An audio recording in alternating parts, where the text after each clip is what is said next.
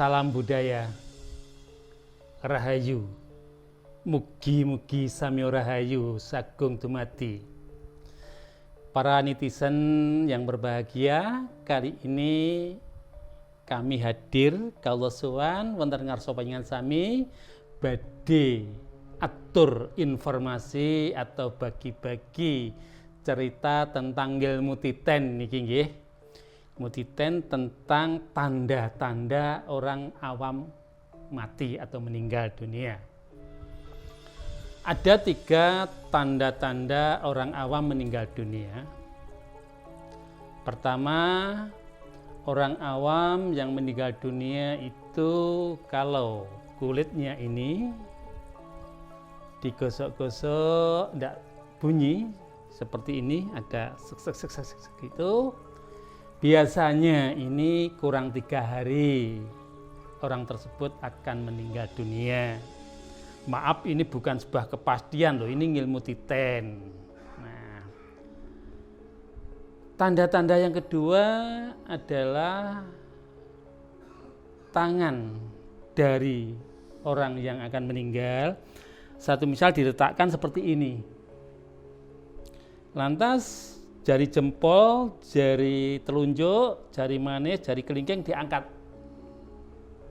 Nah, kalau ini masih bisa diangkat, orang tersebut untuk meninggal dunia masih agak lama.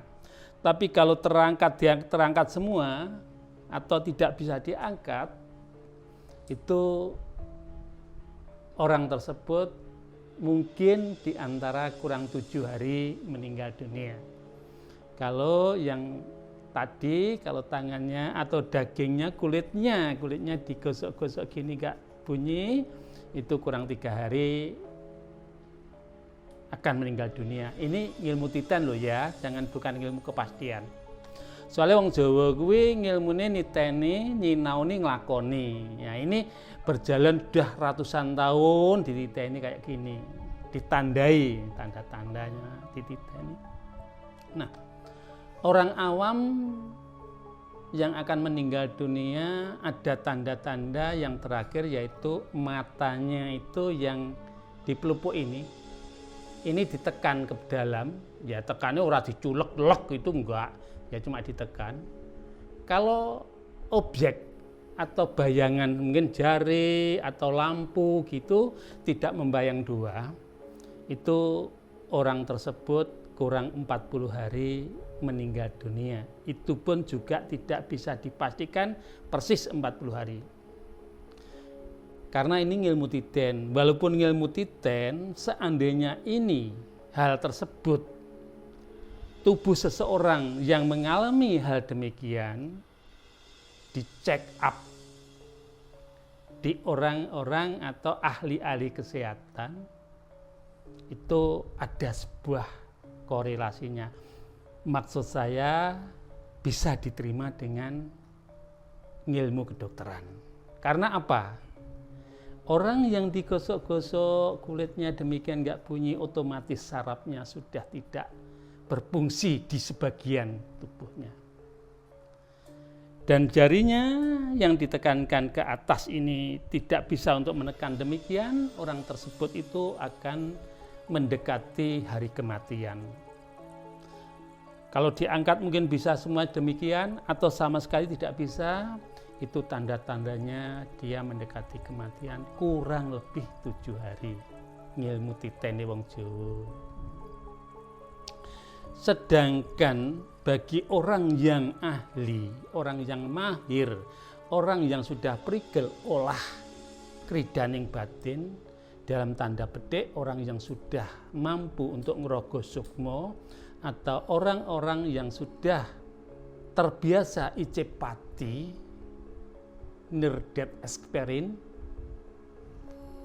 itu tanda-tandanya 40 hari keadaan tidur tanpa mimpi. Kalau ini yang terakhir untuk orang yang ahli, tanda-tandanya tidak mimpi 40 hari, sama sekali tidurnya tanpa mimpi. Kalau hal tersebut dicek up di kedokteran, mungkin juga akan ada tanda-tandanya demikian. Tapi orang yang sudah ahli dalam olah kridaning batin, sudah pernah icip-icip pati atau ngrogo sukmo, orang tersebut itu sudah mampu melepaskan diri dari kemelekatan dunia. Sehingga dia itu meninggal dunia itu betul-betul meninggalkan dunia, betul-betul meninggalkan dunia. Kalau bagi orang awam, ada juga tubuhnya meninggal dunia, tapi jiwanya belum bisa meninggalkan dunia karena ada sebuah kemelekatan. Entah karena sebuah faktor harta benda, ada faktor pangkat, anak maupun istri, walaupun setipis apapun, itu sebuah kemelekatan. Namun, orang-orang yang sudah prigel olah kridaning batin, dia tidak akan bermimpi karena setiap harinya sudah tidak memikirkan tentang duniawi. Tidak memikirkan tentang kekayaan, tentang harta benda.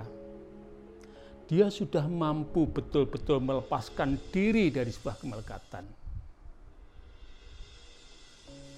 Maka dari itu, bedanya orang awam dengan orang ahli, tanda-tanda kematiannya, kalau orang awam itu ditandai dari fisik. Ada sebuah pertanyaan klasik. Kalau orang tersebut nggak sakit, apa bisa jadikan titikan? Bisa. Karena setiap orang meninggal pasti disertai tubuhnya sakit, badannya sakit. Ada orang sebetulnya sakit, tapi dia tidak ditunjukkan rasa sakitnya dan tidak dirasakan rasa sakitnya. Satu contoh, ada sebuah cerita. Loh, kok meninggal dunia ya orang tadi itu baru ngomong-ngomong dengan aku loh. Cerita ngalor ngidul ke sana kemari, baru saja kok meninggal dunia, padahal nggak sakit loh. Yang bilang nggak sakit itu dia orang yang nggak sakit, tapi yang meninggal itu orangnya sudah sakit, cuma dia tidak dirasakan rasa sakit itu, atau rasa sakit itu betul-betul sama sekali sudah menyatu dengan rasanya dia. Sama halnya dengan orang-orang yang sudah prigel tentang olah kridaning batin tadi. Tapi orang yang awam meninggal pasti ditandai rasa sakit. Entah itu sakit apa, adem panas, atau sakit jantung, itu pasti ditandai. Termasuk orang ahli pun juga ditandai. Bedanya, tandanya itu ada yang secara fisik bagi orang awam, wong lumrah itu loh. Nah, wong sing mligi, orang khusus, orang mahir, orang yang sudah bolak-balik ingak-inguk alam mati, alam kematian, dia tidak ditandai dengan mimpi. Karena mimpi itu bawaan dari siang tadi yang belum sampai ngejawantah, belum sampai untuk dikerjakan, di ngejawantah nih, dimanifestasikan, diwujudkan, direalisasikan, sehingga dia mengendap atau bersemayam di otak. Setelah otaknya itu berhenti istirahat, baru mimpi itu timbul. Dalam keadaan di bawah alam sadar, orang dalam keadaan tidur. Ini termasuk kemelekatan. Tapi bagi orang yang sudah lepas dari segala kemelekatan, itu tidak akan bermimpi. Mimpi itu bawaan orang-orang yang pikirannya masalah keduniawian. Nah, tanda-tanda seperti ini bukan satu kepastian, saya katakan ini ngilmu titen. Sekalipun ngilmu titen, ini seandainya dalam penelitian kedokteran besar kemungkinan atau aku bisa memastikan itu bisa diterima dengan ilmu kedokteran. Orang yang digosok-gosok kulitnya nggak berbunyi, oh begitu saraf tepinya sudah mati. Bagian saraf-saraf lainnya sudah mati juga. Orang yang tangannya diangkat sini nggak bisa, kadang dia naik semua, bisa juga nggak bisa. Biasanya naik semua. Ini juga sarafnya tidak bisa diperintahkan lagi untuk ke sini. Tanda-tanda kematiannya yang nomor 2. Biasanya ini kurang 7 hari, kurang lebihnya loh. Nanti jangan dipastikan pas 7 hari mati, enggak. Bisa jadi enggak mati, bisa jadi iya, karena ada sesuatu keajaiban, ada sebuah ya kayak mukjizat atau keajaiban yang hadir. Jadi jangan sampai hal ini dijadikan patokan cuma sebatas rambu-rambu bagi kita sebagai orang awam. Seperti matanya dicolok. Ini biasanya kalau yang atas telapuan wong Jawa ngarani, ditekan gini, objek di depan bayangannya nampak 2 gambar. Kalau sudah tidak nampak 2 gambar, ya tanda-tanda orang tersebut 40 hari akan meninggal kurang lebihnya. Seandainya enggak meninggal, berarti dia ada sebuah mukjizat yang hadir pada dirinya. Tapi kalau orang yang ahli atau orang yang sudah mumpuni bab olah kridaning batin tentang masalah ngrogo sukmo, icip-icip pati, jelas bisa dipastikan 40 hari tanpa mimpi. Karena orang tidur yang tanpa mimpi itu adalah sebuah kenikmatan. Bagi orang ahli tidak pernah berharap hadirnya sebuah mimpi, terkecuali orang awam. Ingin bermimpi ke sana kemari, kalau mungkin anak-anak muda kepingin ketemu kekasihnya dan sebagainya. Mimpi itu adalah sebuah kemelekatan juga, sehingga hadir dalam keadaan dia tidur, setelah itu masuk di bawah alam sadar. Nah, petikan yang aku aturkan dumateng panjenengan semua, mari kita belajar sedikit demi sedikit melepaskan tentang hal-hal yang bersifat konkret, yang bersifat keduniawian. Seperti welinge wong biyen, welinge para simbah-simbah. Oleh kowe golek bondo ning aja kebandan. Oleh kowe golek donya ning aja kedonyan. Oleh kowe golek akeh ning aja kakean, lamun nek kakean kancamu ora bagian, tangga teparumu ora komanan. Ayuh padha didum sing rata. Ini adalah sebuah filsafat dari orang Jawa, tutur-tutur dari orang Jawa agar kita itu tidak menjadi wong sing ngoyo, wong sing kakean pengangen-ngangen. Tuh. Nek kowe pengen mangan wareg monggo. Ning aja ngantek kuwareken. Yen kuwareken tangga teparumu keluwen. Tur maneh wong kuwareken iku ora beciki mungguing kesehataning raga. Nah, yang kita lakukan, yang kita pelajari, yang kita dharmakan dalam hidup ini tetap makarti makaryo ananging sakmadyo.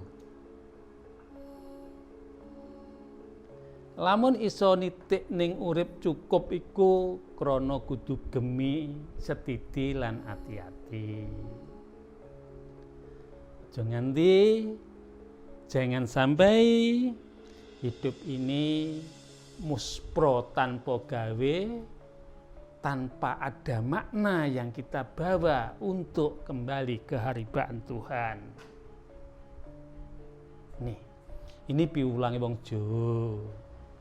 Jadi kematian bagi orang Jawa, ya semuanya sebetulnya sebagai manusia, itu amat sangat dipelajari. Karena hidup ini tujuannya untuk mati. Seperti sering aku katakan yang lalu-lalu. Nek ora gelem mati ora usah urip. Amarga urip iku serananing pati. Nah. Mati lan urip iku kaya dening godhong suruh wolak-walik beda rupane ananging yen ginikit padha rasane. Yen urip iku kesasapan raga, nek mati mung roh tanpa kesasapan raga ning panggah tetep dheweke kaliputan dening dating urip, dening dat gesang. Mula nek wong mati ngono kuwi mungguhe wong sing durung wasis bab olah kridaning batin iku gegirisi. Ananging mungguh wong kang wis mumpuning bab olah kridaning batin matiku manis. Ning kene petikan atau kesimpulan dari saya, kematian ayo kita song-song dengan dharma-dharma yang penuh budi pakarti yang becik, laku-laku kabecikan, supaya besok wis neteping wajibing urip ya kuwi tekaning patiku bener-bener iso mulih mulanira bali marang sangkan paraning dumati lamun nek tembunging agama inna lillahi wa inna ilaihi rajiun.